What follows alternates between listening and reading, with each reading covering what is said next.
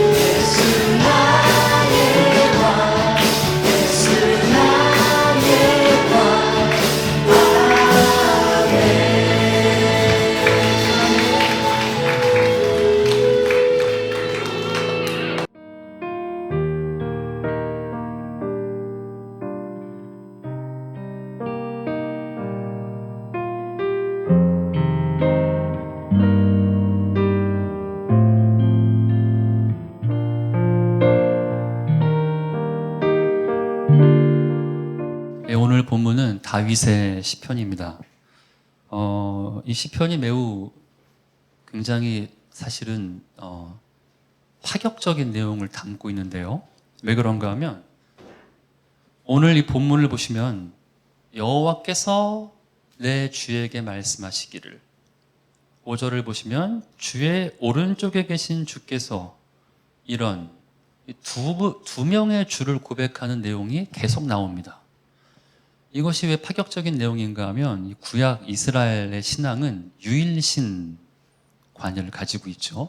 그래서 고대 중근동에서 다른 이방 민족들은 다 다신교를 믿었어요. 판테온 신전이라 그래서 이 범신전이 있었고 그것이 상식이었습니다. 그런데 그 가운데 유일하게 이스라엘만 10계명 1계명이 뭐예요? 너는 나 외에 다른 신을 내게 있게 말지라. 그것이 1계명인데 오늘 시편은 놀랍게도 여호와께서 내 주에게 말씀하셨다. 이 화자가 다윗이란 말이에요. 다윗은 왕이잖아요. 그 위로는 인간이 없어요.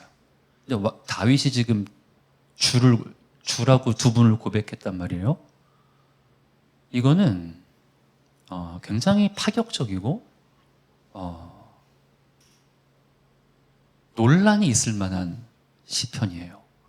그래서 예수님께서 직접 이 시편을 해석해 주셨어요. 공관복음 전체에 이 시편이 인용됩니다.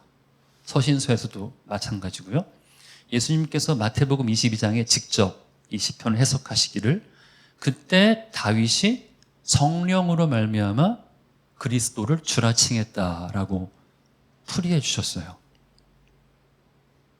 그러니까 이 오늘 시편은 삼위 하나님이 다 나옵니다. 성부께서 성자에게 말을 건네시는데 그것을 성령의 감동으로 다윗이 보고 있는 거예요. 그러니까 다윗은 오늘 이 시편을 통해서 성삼위 하나님의 대화를 엿듣는 거죠. 그리고 성삼위 하나님의 도모하심이 무엇인지를 그가 나레이터로서 고백하는 화자로서 지금 말하고 있는 거예요. 그 관점에서 한번 본문을 보십시오. 놀랍게도 성부께서 성자에게 하시는 첫 말씀이 뭔가 하면 여호와께서 내 주에게 말씀하시기를 내가 너의 원수들로 너의 발판이 되게 하기까지 너는 내 오른쪽에 앉아 있으라. 여러분, 하나님 보좌 우편에 앉아 계신 그리스도는 신약의 이미지예요. 우리가 그리스도의 사역을 신앙 고백을 통해서 생각해 보세요. 전능하사 천지를 만드신 하나님 아버지를 내가 믿사오며 그 외아들 우리 주 예수 그리스도를 믿사오니 그 다음 뭐예요? 이는 성령으로 잉태하셨고 본디와 빌라도에게 고난을 받으셨고 십자가에 죽으셨어요. 예수의 나심, 사심, 죽으심. 우리가 이것을 humiliation of Christ, 그리스도의 비하라고 고백하고 그가 장사한 지 사흘 만에 죽은 자 가운데서 부활하사 어디 앉아 계세요? 하나님 보좌 우편에 앉아 계세요. 그리고 저리로부터 산 자와 죽은 자를 심판하러 오신다는 거예요. 그리스도의 부활, 승천, 재림은 우리가 exaltation of Christ, 이 그리스도의 승귀라고 고백합니다. 이 그리스도 사역의 6단계가 있어요. 주의 나심, 사심, 죽으심, 부활하심, 승천하서 보좌 우편에 앉으심, 재림하심. 근데 지금 다윗이 몇 단계를 보고 있는 거죠? 5단계를 보고 있어요. 이제 뭐 남았어요? 재림 남은 거예요. 다윗은 지금 이런 장면, 이거는 굉장히 묘사니까 그림을 그려보셔야 돼요. 그림을 그리세요, 오늘은. 성자가 지상 사역을 마치고 승천하니까 성부께서 아들아 수고했다. 이제 내 우편에 앉아 있어라. 그리고 그 다음 하신 말씀이 뭐예요? 내가 너의 원수들로 너의 이 발판으로 만들어 버리겠다. 여러분, 고대 근동에서 원수를 발판 만든다는 것은 다스림의 정복의 확장을 의미합니다. 우리가 여호수아 10장을 보시면은 여호수아가 그 태양을 기브온 산에 머무도록 기도한 다음에 아모리 족속을 치잖아요. 그때 막게다 굴 속에 숨어있던 아모리 왕 5명을 끌어다가 어떻게 합니까? 이스라엘 백성으로 그 왕의 목을 밟고 지나가게 하는 거예요. 원수로 발판 삼다라는 말은 뭔가 하면 이 하나님의 나라에 여호수아 맥락에서 보면 그 다스림이 확장되는 거예요. 원수들이, 대적자들이 멸망하고 주의 나라가 확장되는 걸 말하는 거예요. 즉 성부께서는 성자여 수고했다. 이제 내 우편에 앉아 있어라. 이제는 너의 나라가 확장될 것이다. 그 성자의 권세의 확장, 2절을 보세요. 여호와께서 시온에서부터 주의 권능의 규를 내보내시리니 주는 원수들 중에 다스리소서. 규가 뭐예요? 옛날 개역 성경에서는 홀이라고 말했고 영어로는 scepter, 왕의 지팡이를 의미합니다. 군왕의 통치를 말하는 건데 그 그리스도의 주의 권능의 규의 출처가 어디예요? 시온, 하나님의 보좌예요. 그래서 부활하신 예수께서 하늘과 땅의 모든 권세를 나에게 주셨다. 어디로부터? 누구로부터? 보좌 하나님으로부터 주어진 거예요. 하늘과 땅의 모든 권세가 예수에게. 그러므로 주는 원수들 중에서 다스린다. 그러므로 너희는 가서 모든 민족으로 제자를 삼아라. 주의 나라가 확장되는 것이 이루어지는 곳에 바로 이때 성도의 헌신이 나옵니다. 3절을 보시면 아름다운 본문이니까 같이 읽어보죠. 3절 다 같이 시작.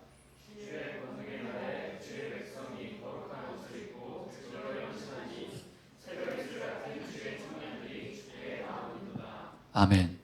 여러분 오늘 시편을 눈여겨보시면은 두 날이 나와요. 하나는 주의 권능의 날, 하나는 주의 진노의 날이에요. 이 성도의 헌신은 주의 권능의 날과 주의 진노의 날 사이에 위치합니다. 주의 권능의 날은 어떤 날이에요? 예수께서 죽으시고 승천하셔서, 즉 예수님이 이 땅에 오심으로 하나님의 나라가 이 땅에 침투된 거예요. 나라가 시작된 거죠. 그것이 주의 권능의 날이고, 진노의 날은 뭐예요? 그건 심판의 날이에요. 아까 그리스도 사역의 6단계 기억하시죠? 마지막 하나 남은 건 재림이에요. 오늘 시편은 이 삼위 하나님의 구원의 경륜 가운데 뭘 말씀하냐? 주의 권능의 날과 진노의 날 중간에 뭐가 나온다고요? 흰옷 입은 주의 백성들의 즐거운 헌신이 나온다는 거예요. 그들은 왜 즐겁게 헌신할까요? 그것은 전모를 보았기 때문입니다. 삼위 하나님의 도모하심을 보았기 때문에 그들은 즐거이 헌신할 수 있어요. 이것은 마치 뭐와 같냐면 주의 권능의 날, 예수의 초림, 예수님의 그 first coming은, 여러분 우리가 지금은 빨래를 행거에 걸지만 옛날에는 벽에 못을 박고 빨랫줄을 걸어서 빨래 널었거든요. 생각해 보세요. 주의 초림과 재림이라는 못이 있는 거예요. 거기에 구속사라는 빨랫줄이 연결되고 우리의 헌신이 빨래처럼 걸리는 거예요. 여러분, 빨래가 빨랫줄을 대신하면 불가능해요. 빨래는 빨랫줄을 대신할 수 없어요. 헌신의 바른 위치, 헌신이 어느 맥락에서 나오는가? 삼위 하나님의 도모하심, 성자여 수고했다, 우편에 앉아라. 주님의 초림으로 시작된 주의 권능의 날부터 곧 등장할 주의 진노의 날, 거기서 삼위 하나님이 도모하시는 견고한 빨랫줄 같은 구속사, 그리고 이 전모를 확인한 성도의 고백이 그의 여러분의 헌신을 빨래를 비유해서 미안합니다만 걸리는 거예요. 이 3절의 특징적인 표현은 뭔가 하면 여러분들이 좋아하는 본문일 수 있죠. 새벽 이슬 같은 주의 청년들이 주께 나오는도다. 이것을 성경의 원어로 정확하게 풀면 이런 뜻입니다. 뭔가 하면 새벽이 잉태된 어두운 밤에 이슬처럼 많은 청년들이 나타난다라는 뜻이에요. 여러분 우리가 이걸 이해하기 위해서 좀 팔레스타인의 기후를 우리가 알 필요가 있습니다. 여러분 지금 팔레스타인은 강수량이 연 700mm밖에 안 돼. 우리나라는 1400mm잖아요. 갈수록 많아지고 있는데. 근데 팔레스타인, 이스라엘은 농업 선진국입니다. 놀랍지 않습니까? 사막 기후, 강수량이 700mm밖에, 우리나라 반밖에 안 되는데 어떻게 거기가 농업 선진국일까요? 이 근동의 초승달 비옥한 초승달 지도에서 왼쪽 끝이잖아요. 이스라엘이. 그것이 가능한 이유는 이슬 때문이에요. 우리에게 있어서, 한국 사람에게서 이슬은 잠시 아침 해가 돋기 전에 잠시 맺혔다가 사라지는 어떤 영롱한 순간적인 아름다움의 비유지만 팔레스타인 지역은 그렇지가 않아요. 우리가 성경을 보면 이삭이 야곱을 축복할 때 내가 하늘의 이슬과 땅의 기름짐으로 너에게 축복한다. 시편 133편을 보면은 헐몬의 이슬이 시온의 산들에 내림 같고, 여러분 그걸 잘 생각해 보세요. 헐몬은 이스라엘 북부에 있고 예루살렘 시온의 산들은 훨씬 남쪽에 있어. 이게 어떻게 헐몬의 이슬이 예루살렘에 내린단 말입니까?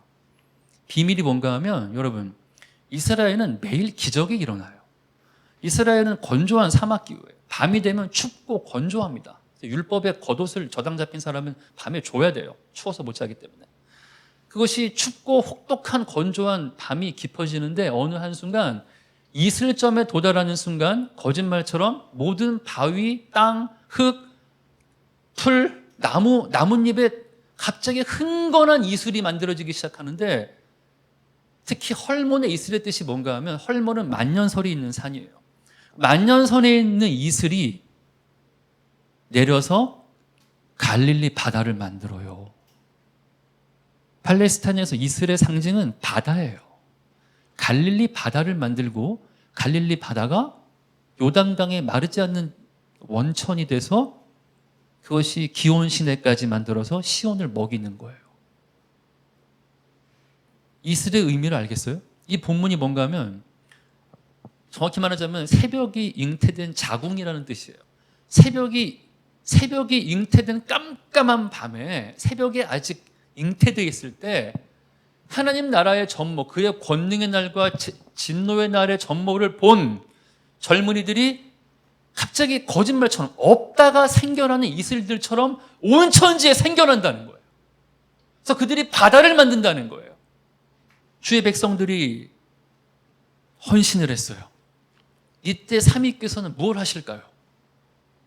제가 깊은 감동을 받는 것은, 주의 백성들의 헌신을 보고 성부께서 성자에게 그의 정체성을 일깨워 주세요. 4절인데, 여호와는 맹세하고 변하지 아니하시리라. 이르시기를 너 성자는 멜기세덱의 서열을 따라 영원한 제사장이라. 여러분, 멜기세덱이 누구죠? 멜기세덱은 창세기 14장에 아브라함을 축복한 사람이고, 히브리서에 말하면 그는 하나님의 아들과 방불한, 처음도 시작도 없고 끝도 없고, 그가 부모도 없고 뭐예요? 하나님의 아들과 방불하다. 예수란 소리예요.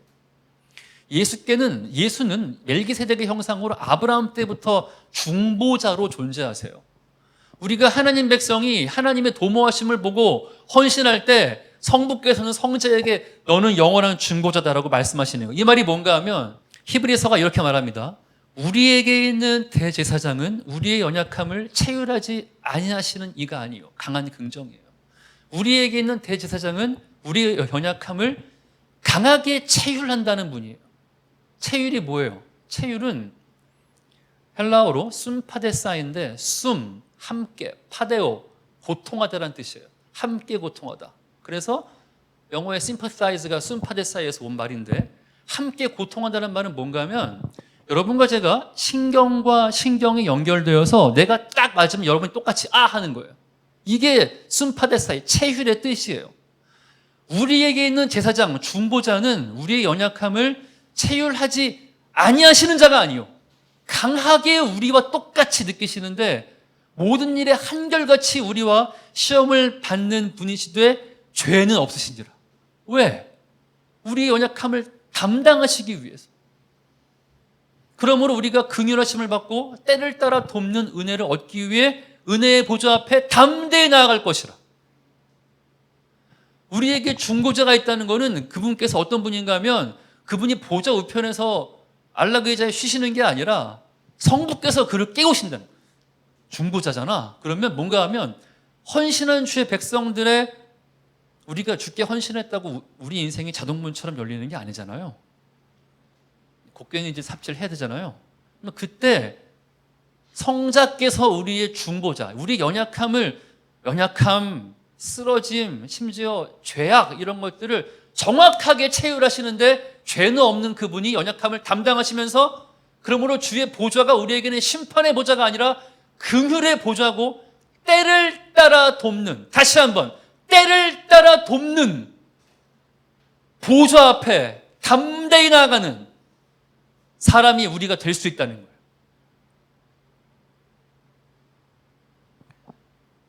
그 은혜의 중보자께서 드디어 심판주로 재림하실 때가 옵니다. 여러분, 온유한 사람이 화낼 때가 무서운 거예요. 5절을 보세요. 주의 오른쪽에 계신 주께서, 또 재밌는 표현이에요. 성부의 오른쪽에 계신 성자께서 그의 노하시는 날에 왕들을 쳐서 깨트리실 것이라. 문 나라를 심판하여 시체로 가득하게 하시고 여러 나라의 머리를 쳐서 깨트리시리로다. 드디어 예수의 재림, 심판의 날이 와요. 여러분, 이 본문을 읽을 때 여러분, 우리가 알고 있던 요즘의 현대 기독교가 그리는 우리에게 익숙한 중성적인, 아니 여성적인 샤방샤방 귀염귀염한 예수님이 아니잖아요. 이건 무슨 상남자 용사의 모습 아닙니까? 그 예수님을 그리세요. 그리셔야만 해요. 오늘 여러분 그림을 그리셔야 돼요. 이 예수님이 심판주, 여러분 예수의 재림을 나타내는 요한계시록 19장 같은 본문을 보시면 우리가 좋아하는 찬양 뭐 주께 영광 돌리세, 어린 양의 혼인잔치와 신부가 준비되었네. 그 본문 뒤가 바로 뭐예요? 주님 재림하셔서 교회인 우리가 신부로서 혼인잔치에 들어가는데 바로 그 다음 문맥이 뭐예요? 예수께서 흰옷 입고 백마를 타시고 내려오셔서 입에서 나오는 검으로 자기의 다스림을 거부했던 모든 존재와 사람을 죽이시는 거예요. 그리고 그들을 짓밟아서 포도 즙틀을 짓밟는 것처럼 그 피가 다리에 튀는 내용이 들어있는 거죠. 여러분, 이 말은 뭔가 하면 예수의 초림은 구세주지만 예수의 재림은 심판주인 거예요. 우리가 주 안에 있다는 의미, 헌신의 의미는 뭔가 하면 이거 존 파이퍼가 이렇게 설명했어요. 지금 태풍이 북상하고 있지 않습니까? 헌신이란 무엇인가? 우리 그리스도인은 무엇인가? 그가 in Christ를 이렇게 설명했어요. 태풍의 눈에 있는 것과 같다. 태풍은 엄청난, 지금 올라오는 태풍이 뭐 빌딩을 무너뜨릴 만한 힘을 가지고 있다면서요. 근데 태풍의 눈 한가운데는 바람 한 점 없이 고요하다고 합니다. 하늘을 보면 파란 쪽빛 하늘이 보인대요. 근데 태풍에 손만 뻗어서 태풍 바깥으로 나가면 거기는 집을 뿌리채 뽑고 나무를 쓰러뜨리고 정말 모든 걸 쓸어버리는 힘을 경험하는 거예요. In Christ, 우리가 주 안에 있다는 말은 뭔가 하면 우리가 구세주, 중보자 예수 안에 있기 때문에 심판의 미풍조차 느끼지 못해. 그러나 우리가 귀로 듣고 보는 건 뭐예요? 그분께서 심판주라는 거예요. 그분은 창조주, 구세주, 심판주, 그러므로 주 예수라는 겁니다. 우리가 예수를 고백한다는 말은 뭔가 하면 구세주 안에 있지만 역사를 심판하신 그분의 능력을 알기 때문에 그 안에서 느끼는 감정, 경외, 비로소 경외라는 감정이 나오는 것이고, 우리의 헌신은 바로 구세주와 심판주 사이에 그 구속사의 빨랫줄에 걸린다는 거예요. 오늘 말씀을 한번 세 가지 포인트로 한번 정리해 볼게요. 첫 번째 포인트는 하나님을 아는 바른 지식에서 올바른 헌신이 나온다는 겁니다. 여러분, 헌신은 젊었을 때의 추억이 아닙니다. 돈이 있을 때 하는 게 아니에요. 능력이 있으니까 좀 하겠지, 그런 게 아닙니다. 바른 헌신이 성도의 헌신, 아직 깜깜한 밤에 새벽 이슬 같은 많은 청년들이 왜 나왔어요? 언제 나왔어요? 그것은 삼위 하나님의 도모하심을 봤기 때문입니다. 그러므로 여러분, 우리의 헌신은 신앙 고백인 것이지 우리의 체력과 젊음과 은퇴하기 전이기 때문에 아직 해주지, 그런 게 아니고, 혹은 여러분 나 20대 때 많이 해봤다, 뭐 이런 고만대라 많이 먹다, 이런 게 아니라 헌신이라는 것은 신앙 고백이야. 그러므로 바른 헌신은 하나님을 아는 지식에서 시작되는 것입니다. 두 번째는 헌신은 영광스러운 것입니다. 여러분, 세상의 어떤 군왕이, 세상의 어떤 장관이 자기의 병사들을, 여러분 주의 권능의 날은 사실 언어로 보면 Day of Battle, 전쟁의 날이거든요. 전쟁이 있어야지 나라가 확장되는 거예요. 우리에게 영적 전쟁은 피할 수 없는데, 세상의 어떤 왕이 자기 병사들을 사지로 내보내면서 그들을 체휼합니까? 여러분, 군대 용어에 컬래터럴 데미지라는 말이 있어요. 컬래터럴 데미지는 뭔가 하면 그 작전을 수행하기 위해서 죽을 수밖에 없는 군인들에 대한 숫자를 말하는 거예요. 800고지 점령하기 위해서 500명 보내면 100명 죽는다, 알아요. 그럼 100명에 대한 용어가 컬래터럴 데미지야. 죽을 거 알고 보낸 돌격 앞으로, 약전 앞으로 하는 거예요. 근데 하나님께서는 하나님 나라의 확장을 위해서 우리들을 내보내지면서 한 명 한 명을 체휼하신다는 거예요. 그러면 우리가 때를 따라 돕는 은혜를 얻기 위해 은혜의 보좌 앞에 매일 나아가는 거예요. 잊지 마세요. 매일 나아갈 수 있어요. 제가 일부러 오늘 7절을 지금 늦게 해석하는데요, 7절 내용이 참 아주 기가 막히죠. 길가에 시냇물을 마심으로 그의 머리를 드시리로다. 이 용사의 모습을 그려보세요. 여러분, 우리가 이해하는 샤방샤방한 예수님 말고 이 심판주 근육질의 용사가 자기를 대적했던 모든 왕들을 쳐서 깨트리시고 특별히 그 머리를 쳐서 깨트린다. 이 창세기 3장 15절에 나오는 그 뱀의 머리를 깨트리시는 여인의 후손의 모습이죠. 마지막에 뭐예요? 모든 원수를 파한 다음에 그 용사가 땀 흘리고 피가 묻은 그 용사가 목마른 목을 시냇물에 목을 벌컥벌컥 그 물을 마시고 고개를 확 드는 모습을 상상해 보시라고. 그 물이 뭐예요? 그 물이 뭘까요? 여러분, 오늘이 문맥과 이스라엘의 문화로 봤을 때 이 물이 뭐겠습니까? 새벽 이슬 같은 청년이에요. 헐몬의 이슬이 시온에 내린다고요. 갈릴리 바다를 만들고 요단강을 통해서. 우리 잠언 3장 13절에 이렇게 말하죠. 충성된 사자는 그를 보낸 이에게 마치 추수하는 날의 얼음 냉수 같아서 능히 그 주인의 마음을 시원하게 하느니라. 헌신은 영광스러운 거예요. 왜 그런가 하면 우리들의 존재가 삼위 하나님의 사역 가운데 그 영광스러운 화령 점정 같은 그 재림, 그 하나님 나라의 역사의 확장의 순간 가운데 우리가 주 앞에 추순날의 얼음 냉수 같은 존재라는 것입니다. 이것이 여러분 얼마나 반가운 일이에요. 얼마나 반가운. 형제들, 우리가 군대에서 작업하다가 얼마나 목말라요. 그때 물을 들고 오면 얼마나 반갑습니까? 삼위 하나님께서는 우리의 도움 없이 당신의 구속사를 충분히 이루실 수 있지만, 그러나 우리로 하여금 참여할 수 있는 특권, 같이 하자. 참여해라. 너희를 체휼한다. 너희는 나에게 추순날의 얼음 냉수 같은 존재다. 라고 말씀하시는 것이죠. 마지막 세 번째 포인트는, 여러분, 새벽이 잉태되는 시간은 가장 어두운 밤인 것을 기억해야 합니다. 이건 여명이 아니에요. 미명이에요. 깜깜한 순간이에요. 여러분, 우리는 다 모두 이 신구약의 약속을 받은 주의 백성들입니다. 그러나 우리가 맞닥뜨린 이 땅의 현실은 굉장히 기독교의 쇠퇴, 세속, 문명의 발흥, 그 가운데 연약해서 흔들리는 청년들, 선교지도 마찬가지. 이따가 기도 제목을 보겠지만, 저도 중국에서 미전도 종족이 복음화율이 0.6%밖에 안 되는 야오족을 8년을 섬겼고, 말레이시아 가서 술타네이트죠, 이슬람이 국교인 나라에서 7년을 섬기면서 이게 과연 모든 민족이 주의 복음을 듣는다는 것이 가능한 일인가? 라는 생각을 할 때가 많았어요. 여러분, 이 언약의 완전함과 우리가 현재 봉착한 어두움의 엄청난 괴리율을 우리가 무엇으로 소화하면 좋을까요?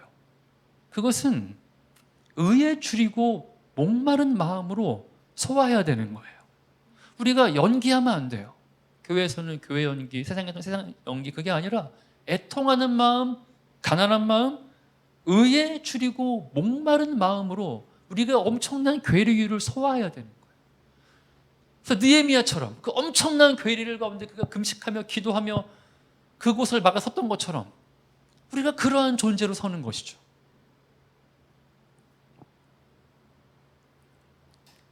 제가 여러분 선교지에 있을 적에 그 깜깜한 밤을 많이 경험하면서 제가 즐겨 불렀던 찬양이 있습니다. 여러분 아는 찬송가예요. For the darkness shall turn to dawning, and the dawning to noonday bright, and Christ's great kingdom shall come on earth, the kingdom of love and light. 가사가 뭔가 하면 For the darkness, 어두움은 새벽으로 바뀔 것이고 새벽은 정오의 찬란한 태양으로 바뀔 것입니다. 마치 그러하듯이 주의 나라가 이 땅에 올 것입니다라는 고백이에요. 우리가 의에 줄이고 목마른 자로서 이 고백을 함께하는 사람으로서 함께 연대하고 서가면 좋겠습니다.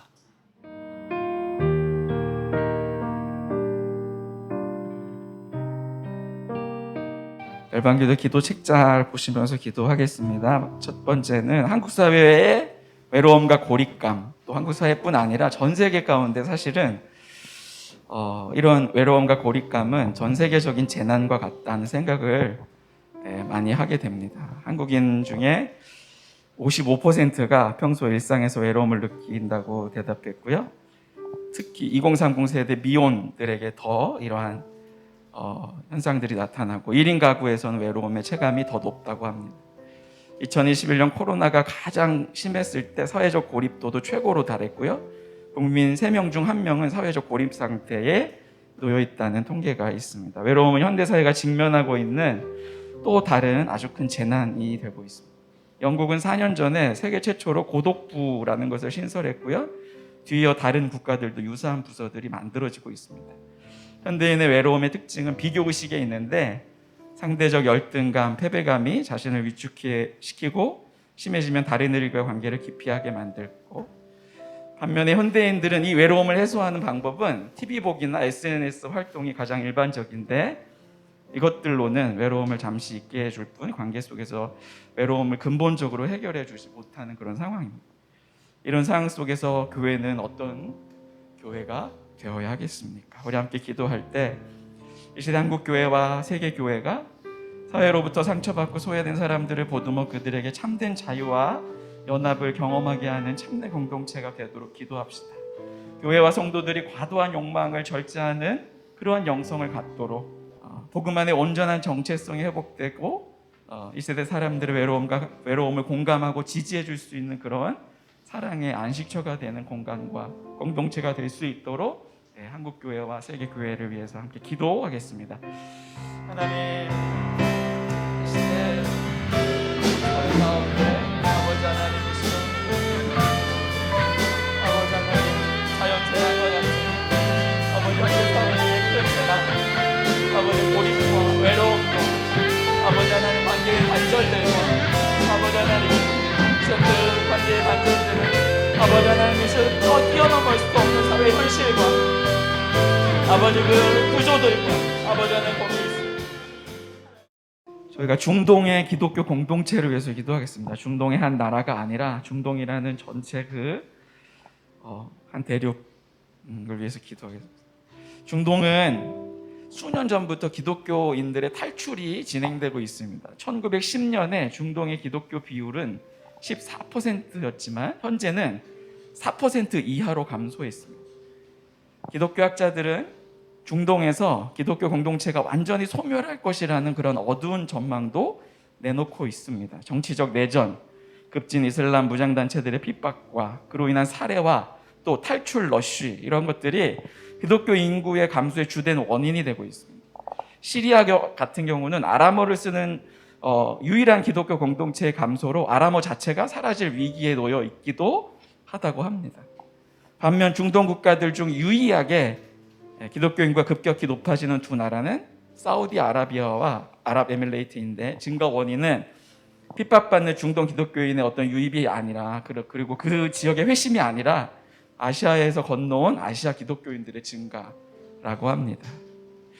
과거 교회의 역사 속에는 박해와 순교 속에서도 교회가 거룩함과 하나됨을 유지하면서 오히려 공고히 핍박들을 지켜내고 그 땅의 역사들을 바꿨던 그런 역사들을 가지고 있습니다.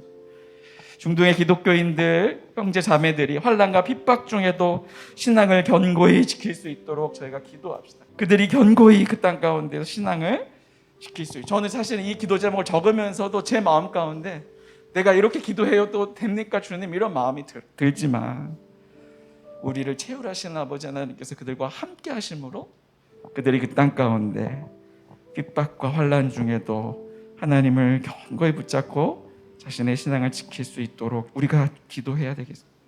동시에 그들에게 드리워진 핍박의 그림자를 주께서 거두어 주시기를 탄원합시다.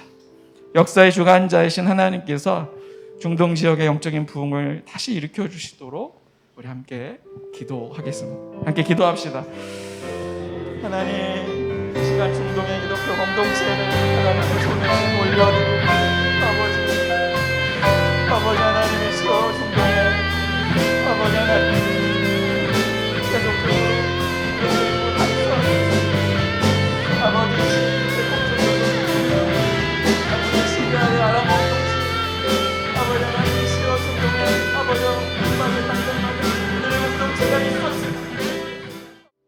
스리랑카를 위해서 기도하겠습니다.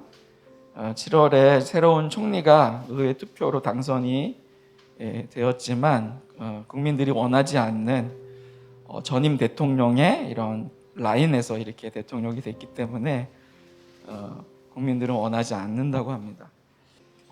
스리랑카는 국가가 사실상 파산하고 식량, 연료 및 기타 공급에 심각한 부족 상태에 직면해 있습니다. 이를 극복하기 위해 신 대통령은 IMF와의 협상을 재개하여서 정치적 안정을 회복하는 것을 목표로 하고 있는데, 우리 스리랑카를 품고 사랑하시는 우리 간사님 한 분이 오늘 IMF와 이렇게 타결이 됐다고 저한테 알려주셨습니다. 그러나 많은 정들이 그 대통령으로 선출되자 국민의 요구를 무시한 의회의 절망과 실망을 표현하고 있는 그런 상황이고요. 스리랑카는 70% 정도가 불교, 14% 힌두교, 또 9%의 이슬람, 그 7%가량 기독교인인데, 북쪽은 힌두교가, 남쪽은 불교가 지배적이고, 그래서 불교 승려들이 주된 기독교 박해자들이라고 합니다. 최근 들어 정부는 모든 교회가 반드시 공식적으로 등록해야 한다는 발표도 했습니다. 함께 기도할 것은 경제 붕괴의 상태에 있는 스리랑카에 새로 선출된 대통령과 국민들이 화합하여 정상적인 정치와 경제 질서를 회복하고 안정과 평화를 찾을 수 있도록 기도합시다. 그 땅의 교회들을 위해서 기도할 때는 소수 기독교인들이 또 이슬람과 불교 종족 간의 분쟁과 국가의 경제 위기 상황 속에서 본이 되는 공동체가 되어서 소수지만 그 땅에 소망이 되는 교회들이 될 수 있도록 우리 스리랑카를 위해서 함께 기도하겠습니다. 아버지,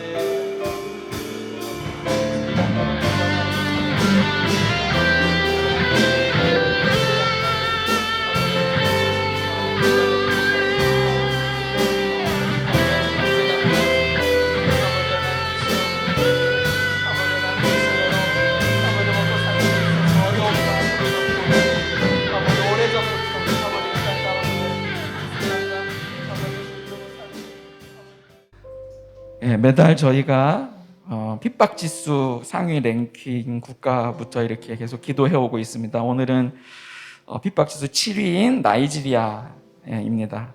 전체 인구가 2억 600여만 명이고요. 기독교인은 9,540만여 명 됩니다. 북부 나이지리아는 대부분 이슬람교도고요. 봉건주의자이며 국가 빈곤층의 80% 이상이 북쪽에 있습니다. 한편 남부 나이지리아는 더 발달되어 있고 대다수가 기독교인이라고 합니다. 깊은 민족적, 종교적 분열은 국가 전체를 위협하고 있는데, 이슬람교도와 기독교인이 공존하는 북부와 중부 주에서는 부족 간의 경쟁 관계에 끊임없는 긴장이 존재합니다. 나이지리아는 서아프리카 복음주의의 사실은 본고지이기도 합니다, 현재. 그러나 국가의 남북 분단으로 인해 무슬림이 다수인 북부의 신자들은 수천 개의 교회가 파괴되는 것을 포함하여 수십 년 동안 박해를 받아왔습니다. 그럼에도 불구하고 무슬림들은 그 땅 가운데 예수님께로 이끌려 오는 일들이 일어나고 있고요. 교회는 상당한 성장을 경험하고 있습니다. 사회의 모든 계층, 특히 정부와 교회를 무력화시키는 만연한 부패의 해체를 위해서 기도했으면 좋겠고요. 나이지리아 교회를 위해서 기도할 때 계속해서 엄청난 성장을 경험하고 있지만 그들의 가르침은 종종 혼합주의와 번영의 기반을 두고 있기 때문에 나이지리아 교회에서 제자도와 균형 잡힌 성경 교육에 중점을 두도록 그렇게 기도했으면 좋겠습니다. 또한 이슬람화된 북부 국가에서 점점 더 박해를 받는 기독교인들이 초자연적인 사랑과 용서로 특징 지어질 수 있도록, 핍박 가운데도 이슬람 극단주의자들의 핍박이 그치는 그날이 올 수 있도록 함께 우리 나이지리아를 위해서 함께 기도하겠습니다. 하나님 아버지, 시간 다시 한번 내 마음을 다하여서 우리가 먼저 가보지 않았지만 아버지 하나님 나이지리아 위하여서 기도합니다. 아버지 하나님 미션이 가운데 아버지 북쪽과 남쪽으로 나뉘어져 있고, 아버지 하나님 북쪽에는 여전히 극심한 아버지 하나님 박해가 있고, 남쪽은 아버지 기독교가 번영하고 있지만 아버지 하나님 기독교의 부흥이, 저희가 오늘 모인 이 식구들이 라이프 교회 식구들이 있고요. 그다음에 호프 간사님 스태프들 식구들이 있고요. 그다음에 오늘 설교하신 선교사님은 호프 선교사님이시면서 이제 올해 9월부터 선교한국 전체 총재로 새롭게 이렇게 부임하신 선교사님입니다. 그리고 그 새롭게 선출된 또 간사님들도 오늘 기도에 같이 오셨어요. 그래서 우리 함께 모여 기도하는 새 기도 공동체들을 위해서 함께 기도하겠습니다. 하나님 아버지,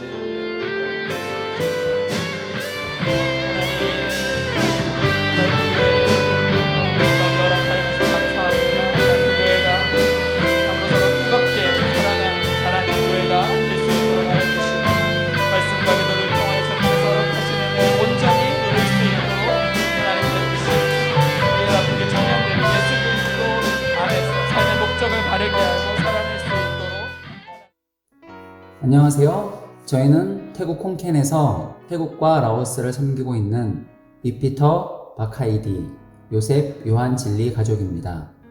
저희는 2009년에 라오스에 와서 9년간 사역을 하였고 3년 동안은 한국에서 비거주로 라오스와 태국 사역을 하다가 올해 4월에 다시 태국 북동부 이산 지방의 도시 콘켄에서 태국과 라오스 사역을 하고 있습니다. 먼저 라오스 사역을 말씀드리겠습니다. 현재 라오스는 인플레이션이 아주 심한 상황입니다. 현지 통화와 달러 환율이 전에 비교해서 2배나 뛰었습니다. 대부분의 상품이 수입 상품이기 때문에 물가는 2배 오르고 월급은 그대로입니다. 얼마까지만 해도 기름 부족으로 주유하기 위해서 몇 시간을 기다려야 하는 상황이었습니다. 그리고 코로나로 인해 많은 사람들이 일자리를 잃었습니다. 인플레이션과 코로나 상황 속에서 저희는 라오스 초등학교 급식 사역으로 라오스 학생들을 섬길 수 있었습니다.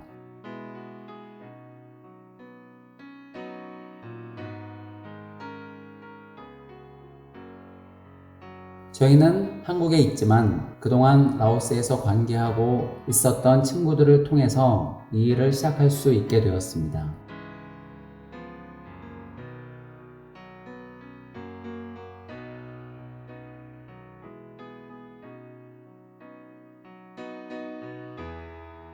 처음 시작할 때 한국에서만 후원이 있었던 것이 아니라 라오스 현지에서도 그리고 한국에서 일하고 있는 라오스 사람도 페이스북을 보고 후원을 했습니다.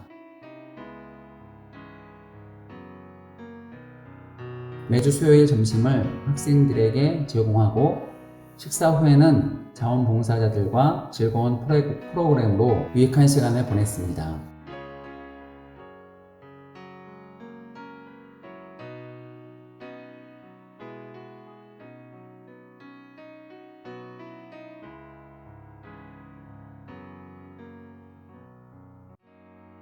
하지만 코로나가 라오스에 창궐하게 돼서 학교는 폐쇄가 되었고 학교는 코로나 확진자 밀접 접촉자들을 격리하는 장소로 바뀌게 됩니다.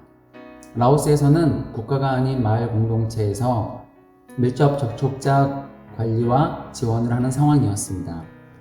그래서 저희가 격리된 분들에게 식료품을 전달하는 사업을 진행할 수 있었습니다. 초등학교와 그 마을에 하나님의 사랑이 아름답게 전달되어서 너무 기쁘고 감사했습니다.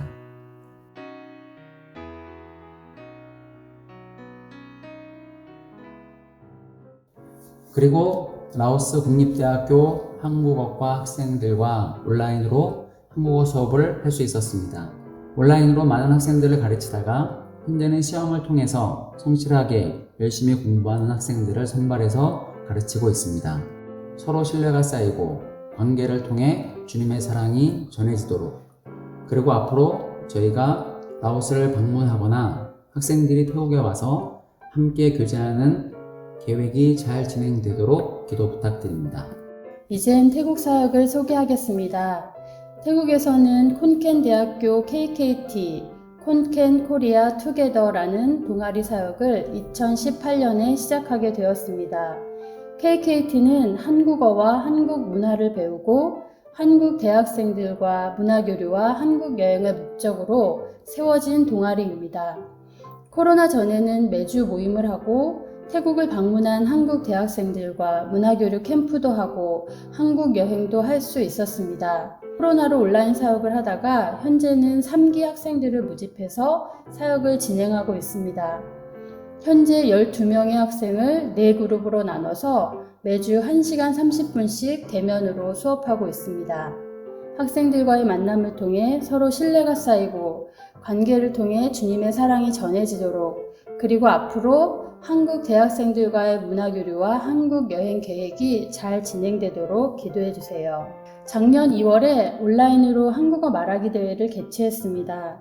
3명의 학생을 선발할 수 있었고 그 학생들과 1년간 한국어 수업을 하고 한 학생을 선발해서 한국으로 한국어 연수를 보낼 수 있게 되었습니다. 이 학생은 올해 8월부터 내년 8월까지 강원대학교에서 한국어 연수를 받게 됩니다. 그동안 준비하면서 서로 신뢰관계가 형성되었고 많은 것을 배울 수 있었습니다. 라오스 바라기를 통해서 후원을 하고 있는데 재정적 필요가 잘 채워지고 건강하게 한국에서 생활하고 학업에 지혜를 주시고 교회에 잘 적응하여 예수님을 인격적으로 만날 수 있도록 기도 부탁드립니다. 위 화면의 기도 제목으로 라오스와 태국에서의 사역을 위해 기도 부탁드립니다.